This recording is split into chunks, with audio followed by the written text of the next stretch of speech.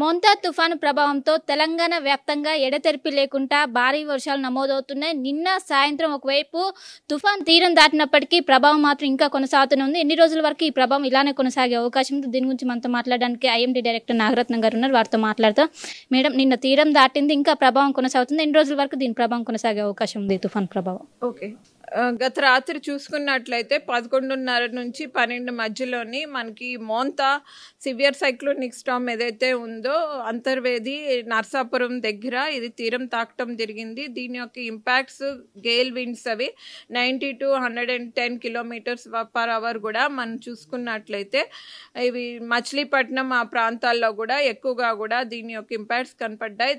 అలాగే ఆంధ్రప్రదేశ్లో కూడా ఎక్కువగా డ్యామేజెస్ అవి కూడా ఎక్కువగా జరగటం వచ్చింది.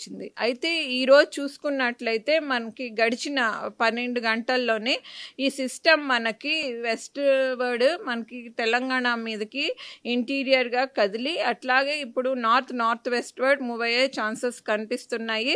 గడిచిన 6 అవర్స్లోని 15 km/h స్పీడ్ తోటి మూవ్మెంట్ అనేది వస్తుంది. అయితే చూసుకున్నట్లయితే దీని యొక్క ప్రభావం తెలంగాణలో ఈరోజు ఎక్కువగా ఉండే అవకాశాలు కనిపిస్తున్నాయి.